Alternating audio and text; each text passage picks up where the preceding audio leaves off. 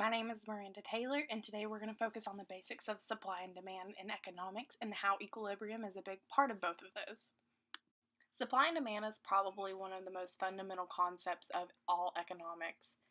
Demand is usually in reference to the quantity or how much of a product that is usually desired or wanted by all consumers and buyers.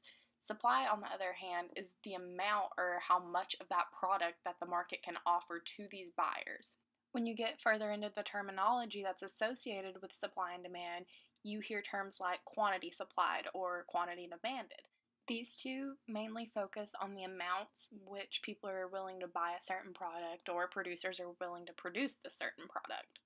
As economic professionals have studied deeper into what goes behind both supply and demand, certain laws about these two have came up. The law of demand states basically that if a price goes up on a certain product, that will cause people to want to desire that product less. Consumers naturally don't want to give up certain products in order to purchase others, and this is exemplified through the law of demand and the chart shown to the right. Similar to the law of demand, the law of supply shows a graphical representation of higher the price, higher the quantity. Time, however, is a big factor of the law of supply. In order for producers to be successful and show good numbers on these law of supply charts, they need to be able to react quickly to what demands are being made. I'm going to give an example of how supply and demand work together in a realistic sense. Imagine that a special edition of your favorite ice cream is being released for $5. Because the ice cream company's previous analysis showed that the consumers of this ice cream will not demand ice cream at a higher price than $5, only 100 pints of ice cream were released because the opportunity cost is way too high for suppliers to produce more. There's also the chance that those 100 pints of ice cream were demanded by 200 people. In that case, the price will subsequently rise because, according to this demand relationship, as the demand increases, so would the price.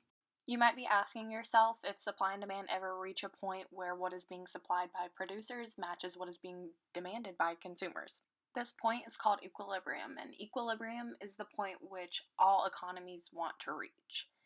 Equilibrium provides satisfaction for both producers and consumers since there's never any disbalance with how much is being produced or how much is needed. Shown here is a pretty good visual representation of equilibrium. As you can see, equilibrium is that middle point where the supply line and the demand line meet in the middle.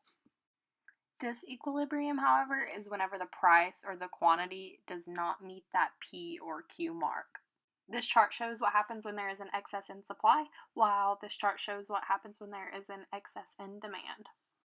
Although supply and demand are both super complex to understand and truly pick apart, it's pretty important to understand both sides so that way you can prepare for the unpredictability that is the economy. Some people try to maximize the benefits of this situation by shopping for winter clothes in the summer months whenever they're cheaper or stockpiling whenever it's convenient for them. Although our economy changes on the day-to-day, supply and demand is a factor that will never go away. That's why it's so vital for us to understand its parts in order to be successful in our economic endeavors in the future.